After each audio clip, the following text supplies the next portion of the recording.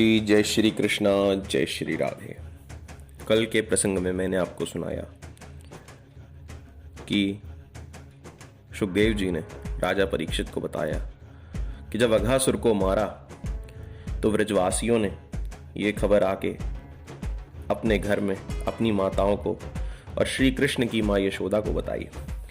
पर यह सूचना व्रजवासियों ने 1 वर्ष के बाद दी। सुखदेव जी चौंक गए, परीक्षित जी चौंक गए, क्षमा कीजिएगा, परीक्षित जी चौंक गए और प्रश्न किया सुखदेव जी से कि 1 वर्ष बाद क्यों? तो सुखदेव जी कहते हैं, हे परीक्षित सुनो, मैं तुम्हें सब बताता हूं। ग्वाला जब गैया चराने जाते हैं ना, तो अपना भोजन साथ में लेकर जाते हैं और जहां अच्छा सा कोई भी स्थान दिखता है, गायों के चरने के लिए स्वतंत्र छोड़कर अपना भोजन पोटली से निकाल करके किसी वृक्ष की शाखाओं से लटका दिया करते और फिर आपस में वे खेलते। तो जब सब ब्रजवासी अघासुर के मुख से बाहर निकले तो बोले, कन्हैया आज तो तूने हमें बचा लिया, नहीं तो हम तो मर ही गए थे। पर कन्हैया अब हमको भूख बहुत लग रही है। कृष्ण बोले, तो अपना अपना भोजन निकाल लो। ब्रजवासी अघासुर के मुख से निकल आए और अघासुर के मुख में कलेवा अपने साथ रखते तो सारा कलेवा खराब हो जाता। कलेवा वे बाहर ही छोड़ गए थे, इसीलिए वह भोजन विषैला नहीं हुआ। अघासुर के मुंह से बाहर आकर के अपने प्राणों को स्वतंत्र पा करके अब ब्रजवासी श्री कृष्ण के साथ वह कलेवा जो वृक्षों की शाखाओं में लटका रखा था उसे सबने उतारा और कन्हैया के साथ भोजन किया। कन्हैया बोले, चलो यमुना तट पर बैठकर हम सब भोजन करेंगे। सभी व्रज सखाओं को लेकर के कृष्ण यमुना जी के पुलीन पर आए। यमुना जी की सुंदर सुंदर कोमल और निर्मल बालू के ऊपर भगवान श्री कृष्ण बैठ गए और व्रजवासी चारों तरफ से कृष्ण को घेर करके बैठ गए। एक ऐसा चक्र बनाया जिसमें कृष्ण को बीच में बिठा लिया और व्रजवासियों ने घेर के बैठ गए। फिर दूसरा चक्र बनाया और फिर तीसरा। यह सखाओं के बीच का रास मंडल है। एक तरफ भगवान मुख करते हैं तो दूसरा पीछे से खींचता है। एक कन्हैया मेरी तरफ मुंह कर, तो भगवान चारों तरफ मुंह किए बैठे और प्रत्येक ग्वाले को, प्रत्येक व्रजवासी को, प्रत्येक व्रज बालक को यह लगता है कि कन्हैया देखो हमसे कितना प्यार करता है, हजारों को छोड़ करके केवल हमारी ओर मुख करके बैठा हुआ है। कन्हैया मेरे साथ भोजन कर रहा है। सबको भगवान के मुख कमल की शोभा का दर्शन हो रहा है। भगवान श्री कृष्ण सबको आनंद देते हुए सबकी ओर मुख करते प्रतीत हो रहे हैं। भगवान किसी को भी विमुख नहीं होने देते, क्योंकि जिस ओर पीठ होगी वही बालक असंतुष्ट हो जाएगा और रूठ जाएगा। इसीलिए सबको लग रहा है कि हमारी तरफ मुंह किए हैं। भोजन प्रारंभ हो गया। कैसे भोजन हो रहा है, सुखदेव बाबा जी के शब्दों में आइए हम सब दर्शन करें। के विभ्रत वेणुं जठर पटयो श्रृंगवेत्रे च कक्षे वामे पाणौ मसृण कवलम तत्फलान्यंगुलेषु तिष्ठन् मध्ये स्वपरिसुहृदो हासयन्नर्मभिः स्वैः स्वर्गे लोके मिशति बुभुजे यज्ञ भुग्बालकेलिः। भगवान भोजन करते समय अपने पीतांबर को उतार लेते और अपने पीतांबर को कस के कमर से फेंटा बांध लेते और कमर में बंधे हुए उस पीतांबर में एक तरफ श्री कृष्ण वंशी को, जिस वंशी को श्री कृष्ण बजाते हैं, वंशी पर तान छेड़ते हैं, उसी वंशी को अपनी कमर में डाल लेते हैं। एक डंडा भोजन करते समय भगवान श्री कृष्ण अपने निकट रख लेते हैं। बाएं हाथ की हथेली पर दही भात का मिश्रित कवल बना रखा है और कुछ व्रजवासी पत्ते तोड़कर लाते हैं, तो उन्हीं पत्तों के ऊपर अपना अपना कलेवा, अपना अपना भोजन परोस कर वे सब पा रहे हैं। देखिए, हमारे गुरुदेव का नाम हमारे दादा गुरु के बात में आपके सामने करूंगा। जिस प्रकार से हमारे ब्रह्मलीन धर्म सम्राट स्वामी करपात्री जी महाराज भोजन किया करते थे, अपने वाम को ही पात्र बना रखा था उन्होंने, उसी प्रकार से आज भगवान श्री कृष्ण भी भोजन पा रहे हैं। सब फलों के अचारों की एक एक कली मांग मांग करके ब्रजवासियों से उंगलियों के बीच में दबा के रखा है और सब खट्टे मीठे अचारों के साथ दही भात का भोग लगा रहे हैं। सब ग्वालों के बीच गोविंद विराजमान है और गोल चक्र बनाए जो लंबा चौड़ा ग्वालों का समुदाय है, उनके बीच में बैठे भगवान श्री कृष्ण भोजन के साथ साथ कभी जोर से हंसते हैं तो कभी कोई व्यंग करके हास परिहास करने लग जाते हैं। देवता भी आश्चर्यचकित हैं और इस लीला को देख करके आपस में कानाफूसी करते हैं। अरे देखो, बड़े बड़े यज्ञों का भोक्ता नारायण आज साधारण वृज बालकों के साथ कैसे भोजन पा रहा है। बड़े बड़े वेद पाठी, बड़े बड़े कर्मकांडी विद्वान लंबे लंबे वेद पाठ करते हैं, फिर भी भगवान को भोग नहीं लगा पाते। और यहां देखो, इन सीधे साधे ग्वाल वालों को देखो। देखो, उस ग्वाले ने आधा लड्डू खाके कहा, कन्हैया मेरा लड्डू बड़ा गजब का है, तू खा के तो देख। अब आधा खाया, तब कन्हैया को जूठा खिलाया, कोई विचार नहीं किया। वह यज्ञ भोक्ता नारायण की इस बाल लीला को तो देखो। देवता इस पर विचार करते। इस भोजन की लीला को तो देखो। इस प्रकार से सभी देवता आश्चर्यचकित हैं। आनंद तो हो ही रहा है, विस्मय भी हो रहा है और आश्चर्य में भी डूबे। देवताओं का मन विचार नहीं कर पा रहा है कि इस अद्भुत दृश्य को हम किस प्रकार से वर्णन करें। तभी ब्रह्मा जी इस विचित्र भोजन लीला को देख करके बार बार सिर खुजलाने लगे।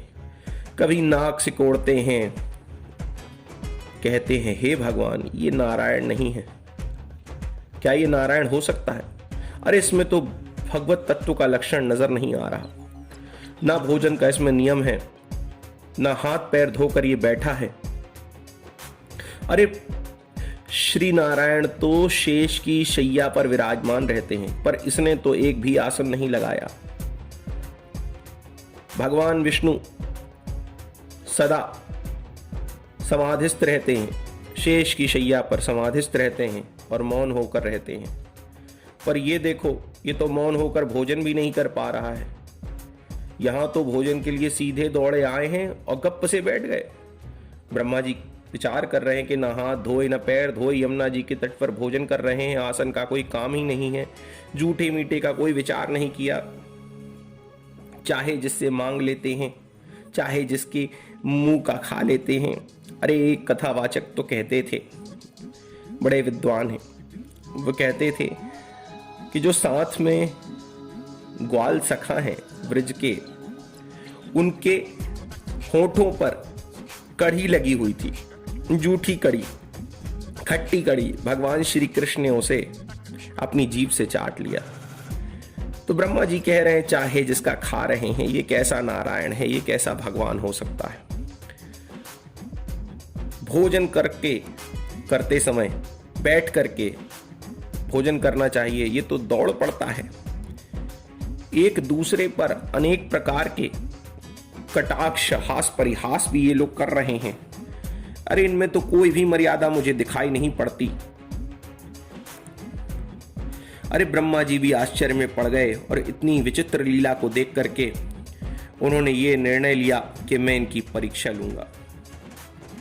ब्रह्मा जी ने क्या लीला करी देखिए कि भगवान इधर ब्रजवासी बालकों के साथ भोजन में लगे हुए थे और उधर ब्रह्मा जी धीरे से आए और जो बछड़े दूर हरी हरी घास चर रहे थे, उन सारे बछड़ों को चुरा करके ब्रह्मा जी ब्रह्मलोक ले गए।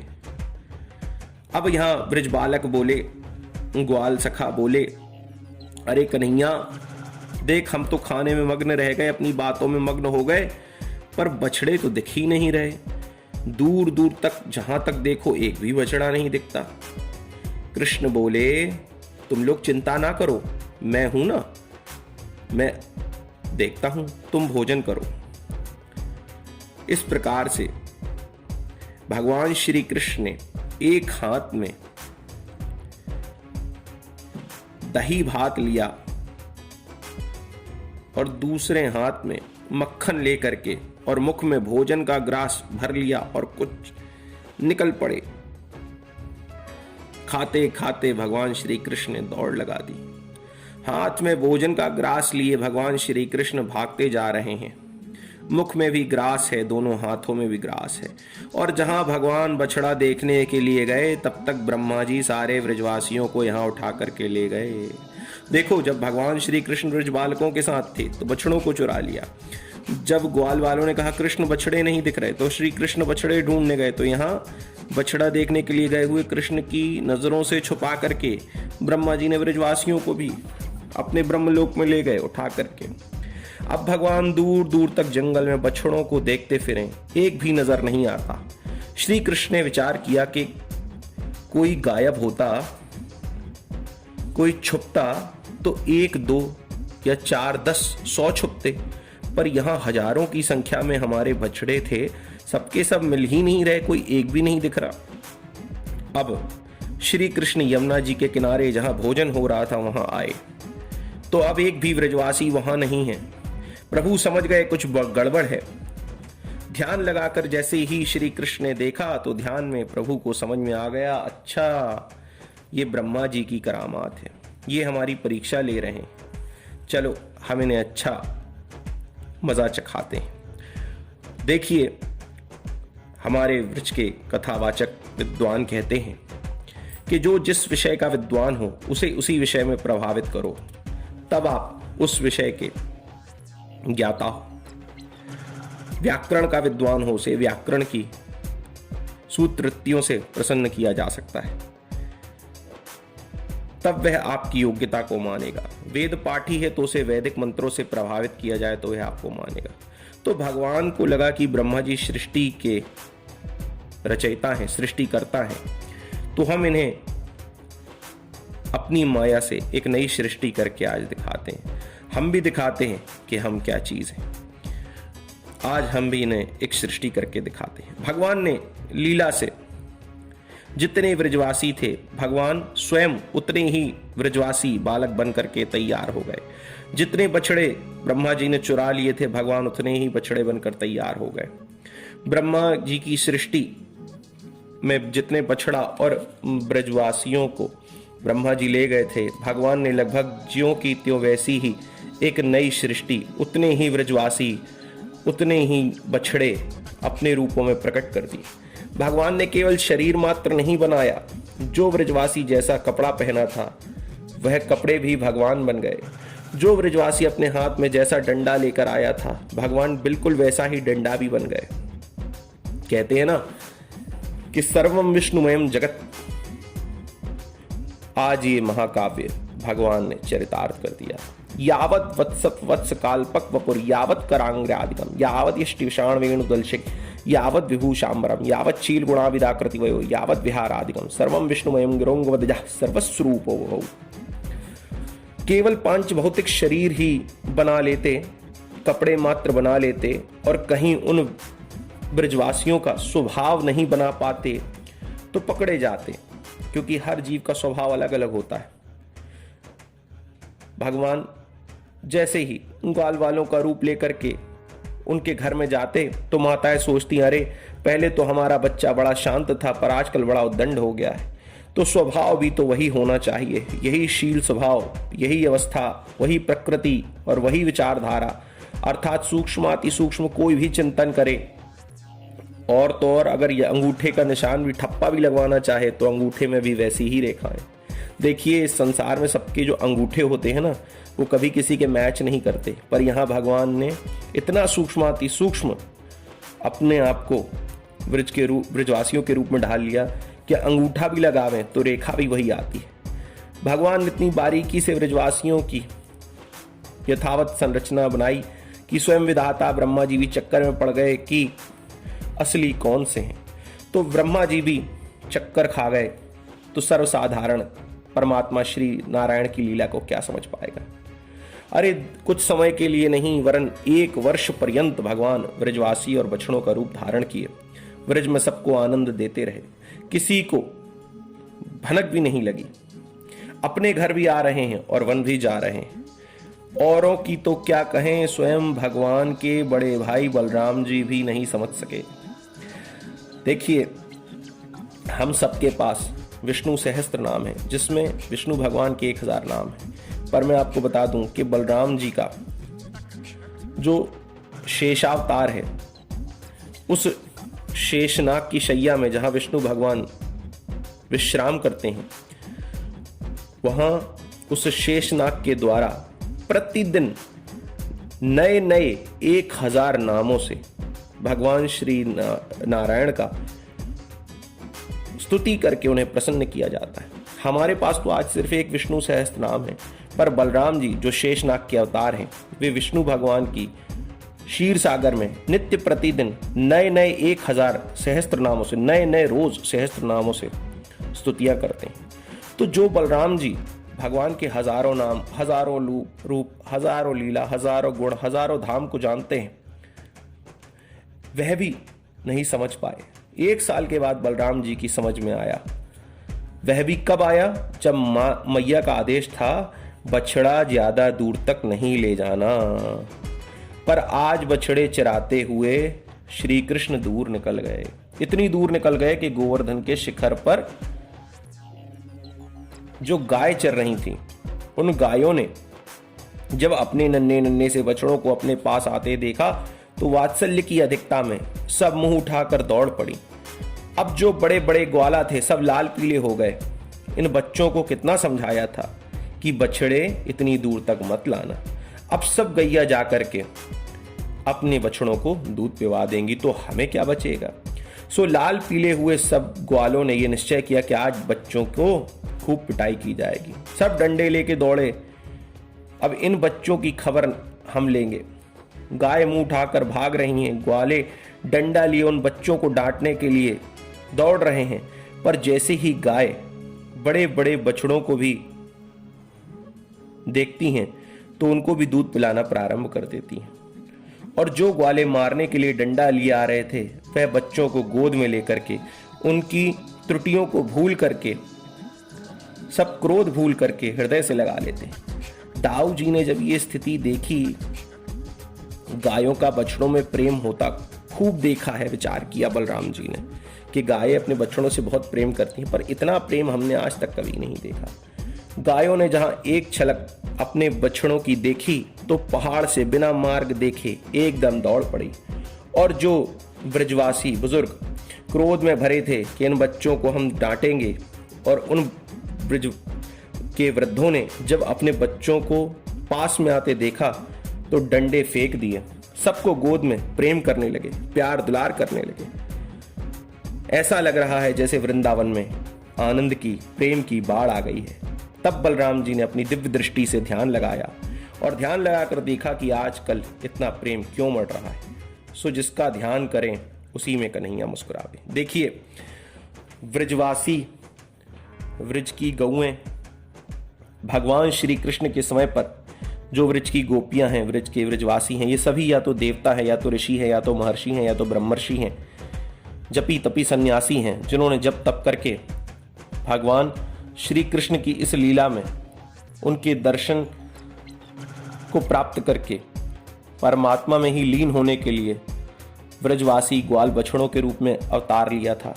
बलराम जी को दिव्य दृष्टि प्राप्त थी। बलराम जी दिव्य दृष्टि से जब देखते थे व्रज की गायों को, व्रज के व्रजवासियों को, तो उन्हें उन व्रजवासियों में, उन गायों में उनका असली रूप दिखता था।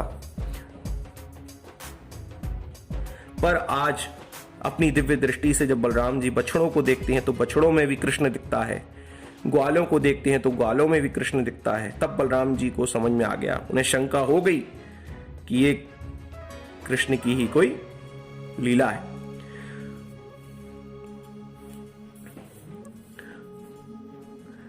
आज सब में एक ही कन्हैया क्यों नजर आ रहे हैं, इस प्रकार से बलराम जी विचार करने लगे। एकांत में हाथ पकड़ करके गोविंद के पास बलराम जी गए और बोले, कन्हैया ये क्या लीला है तेरी?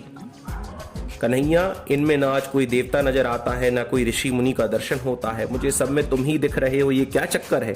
तब गोविंद ने मुस्कुरा करके बोला, बलराम भैया, 1 साल से मैं ही सबके रूपों में यहाँ बन करके घूम रहा हूँ। बलराम जी ने पूछा, क्या मतलब?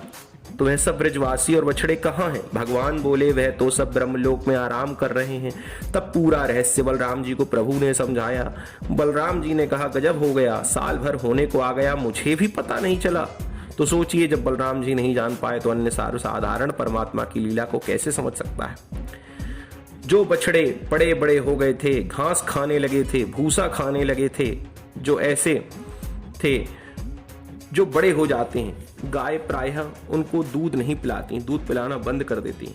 पर आज गौओं के मन में इतना प्रेम है कि बड़े बड़े बछड़ों को भी गौ माताएं अपना दूध पिला रही हैं। प्रेम की ऐसी विचित्र स्थिति देखकर बलराम जी को आज बात समझ में आ गई। उधर ब्रह्मा जी को लगा चलकर देखूं क्या हाल है। ब्रह्मा जी जैसे ही वृंदावन में आए तो क्या देखा? वही ब्रजवासी, वही बछड़े, वही कन्हैया और वही खाने पीने का सब तरीका। ब्रह्मा जी के चारों सिर घूम गए। अरे, मैं तो इन सबको अभी अभी ब्रह्मलोक में सुला करके आया हूं अपनी माया से, ये नीचे भी दिख रहे हैं। दौड़ करके ब्रह्मा जी ब्रह्मलोक में गए तो क्या देखा? वहां सब सो रहे हैं। फिर ब्रज में दौड़ करके वृंदावन में आए तो देखते हैं यहाँ सब अपनी अपने खेल में मगन हैं। ब्रह्मा जी चक्कर खा गए, इनमें असली कौन है और नकली कौन है? समझ गया। ब्रह्मा जी कहते हैं, ये चमत्कार प्रभु नारायण के अतिरिक्त कोई नहीं दिखा सकता। इसका मतलब है कि श्री कृष्ण साक्षात परमात्मा है। परमपिता प्रभु की मैंने परीक्षा ली। बड़े लोग छोटों की परीक्षा लेते हैं, गुरु अपने शिष्य की परीक्षा लेते हैं। अरे, शिष्य को अधिकार नहीं जो गुरु जी की परीक्षा ले। मैंने नारायण की परीक्षा ली, माफी मांगनी चाहिए, गलती तो हो गई है। परमात्मा जिज्ञासा के विषय हो सकते हैं, परीक्षा के नहीं। जानने की इच्छा तो आप कर सकते हो, परमात्मा की परीक्षा की क्या योग्यता है हम में? भगवती सती ने परीक्षा ली, उसका क्या परिणाम हुआ? रावण ने परीक्षा ली राम की, तो क्या परिणाम निकला? स्वयं परीक्षा लेने वाले ही चक्कर में पड़ जाते हैं। ब्रह्मा जी तुरंत वापस पहुंचे। सारे बछड़े सभी ब्रजवासियों को वापस लेकर ब्रह्मा जी वृंदावन धाम में जैसे ही प्रवेश कर रहे थे, श्री कृष्ण ने आते ही जब देखा तो क्या किया? असली ब्रजवासियों और बछड़ों को आते श्री कृष्ण ने देखा तो भगवान ने अपनी नकली रूप सब अदृश्य कर दिए। ब्रह्मा जी को चरणों में पड़े जब ब्रजवासियों ने देखा, अब ब्रह्मा जी चरणों में आ गए हैं सभी असली ब्रजवासियों को लेकर के। तो यहां ब्रजवासियों को ये होश नहीं है कि हम ब्रह्मलोक में थे। वे तो सोच रहे हैं कि हम अभी भी श्री कृष्ण के नित्य साथ ही रहते हैं। उन्हें इस बात की सुध ही नहीं है कि वो ब्रह्मलोक में 1 साल से शयन में थे। पर ब्रह्मा जी समझ गए और सभी बछड़े ब्रजवासियों को लेके आए। तब उन ब्रजवासियों को होश आया और ब्रजवासियों ने क्या देखा कि ब्रह्मा जी को चरणों में पड़े देखा। ब्रजवासियों ने देखा तो कहते हैं, अरे कृष्ण, ये 4 मुंह वाला कौन है? ये लीला जहां पर हुई उस क्षेत्र का नाम इस लीला के कारण चौमुआ क्षेत्र पड़ गया। दिल्ली और मथुरा के बीच में यह स्थान है। ब्रह्मा जी ने आज चारों मुखों से प्रभु की स्तुति करते हुए 40 श्लोकों में महिमा का गान किया कि नौमीड्यते भ्रवपुषे तडिदम्बराय गुंजावत पतंस परिपिच्छल सन्मुखाय वन्यस्त्रजे कवलवेत्र विषाण वेणु लक्ष्मश्रिये मृदुपदे पशुपांगजाय। हे स्तुति करने योग्य प्रभु, मैं आपको बारंबार प्रणाम करता हूँ। आपका जो सावला सलोना स्वरूप है, ये श्याम रंग जो है, ये अनंत का वाचक है। जल की अथाह राशि सागर को देखो, नीला नीला सा नजर आएगा। आकाश की अनंत गहराई को ध्यान से देखो, नीला नीला नजर आएगा। तो जैसे आकाश अनंत है इसलिए नीला है, जल की राशि अनंत है इसलिए नीली है, ऐसे ही भगवान सगुण साकार विग्रह धारण करके भी अनंत है, इसलिए भगवान का नील वर्ण है। भगवान की दिव्य नीलमणि की कांति के ऊपर पीत पीतांबर जो भगवान का दमक रहा है, ऐसा लग रहा है कि जैसे नीले नीले मेघ मंडलों में बिजली चमक रही हो। हे श्री कृष्ण, आपके कंठ में ये गुंजा की माला, सिर पर मोर का पंख, आपकी चारों भुजाओं में, एक हाथ में डंडा, एक हाथ में भोजन का ग्रास, एक हाथ में वंशी, एक हाथ में श्रृंगी, आपका गोप वेश कितना अद्भुत है। ऐसे है नंद नंदन श्री कृष्ण। आपके श्री चरणों में मेरा बारंबार प्रणाम है। इस प्रकार से ब्रह्मा जी ने बड़ी प्यारी स्तुति की। एक बात तो अति विनम्रता के साथ ब्रह्मा जी ने यहाँ कही, सरकार, माँ के गर्भ में जब बालक होता है तो उसके हिलने डुलने से, पादप प्रहार करने से माँ को बड़ा कष्ट पहुंचता है, पर माँ क्या उस गर्भस्थ शिशु के पादप प्रहार की पीड़ा का बुरा मानती? क्या उससे बदला लेती है? कदापि नहीं। इसी प्रकार से अनंत कोटि ब्रह्मांड नायक आपके ही उदरस्थ है प्रभु। क्या मैं ब्रह्मा भी आपके पेट का बच्चा नहीं हूं? यदि मैंने कोई अपराध किया है तो अपना गर्भगत, अपने गर्भ में पल रहे शिशु मान करके मुझे क्षमादान दे। हे अनंत प्रभु, मुझे क्षमा कीजिए। इतनी नम्रता पूर्वक स्तुति करने पर भी भगवान बात नहीं कर रहे। तो ब्रह्मा जी को लगा अपनी प्रशंसा से यदि प्रसन्न नहीं हो रहे तो शायद ब्रजवासियों की प्रशंसा से प्रसन्न हो जाएंगे। भगवान कहते हैं, अहम भक्त पराधीना, मैं भक्त के पराधीन हूं। इसीलिए आज ब्रह्मा जी ने जब भगवान श्री कृष्ण को रुष्ट देखा और किसी भी प्रकार से प्रसन्न ना जाना तो ब्रजवासियों की बड़ाई करनी प्रारंभ कर दी। ब्रजवासियों की यहाँ ब्रह्मा जी ने मुक्त कंठ से बड़ाई की। तब भगवान श्री कृष्ण ब्रह्मा जी के ऊपर प्रसन्न हो गए, पर कुछ बोले नहीं। यहाँ ब्रह्मा जी भी भयभीत थे कि भगवान मौन हैं। लगता है तूफान के पहले आने वाली कोई शांति है, इसीलिए भयभीत होकर के 3 परिक्रमा लगा करके ही चले गए। इस प्रकार से ब्रह्मा जी का मोह, इसका भी भगवान ने नाश किया। देखिए, ब्रह्मा जी के मोह का नाश इस कथा से हमें ये सीखने को मिलता है कि सतयुग, त्रेता, द्वापर, कलयुग, कोई भी युग हो, कितनी भी बड़ी उपाधि हो, कितना भी बड़ा विद्वान हो, कितना भी बड़ा ज्ञानी हो, इस माया से कोई नहीं बच सकता। सीता जी, राम जी और लक्ष्मण जी जब वनवास में यात्रा कर रहे थे तो तुलसीदास जी लिखते हैं कि ब्रह्म जीव विच माया जैसे। सीता मां को जो बीच में चलती हैं, आगे राम जी उनकी रक्षा के लिए चलते हैं और लक्ष्मण जी पीछे से उनकी रक्षा कर रहे हैं। इस प्रसंग को बाबा तुलसी ने कहा है कि राम जी आगे हैं, सीता जी बीच में हैं और लक्ष्मण जी पीछे हैं। इसका मतलब क्या है? बोले ब्रह्म आगे है, जीव पीछे है। ब्रह्म और जीव के बीच में माया है।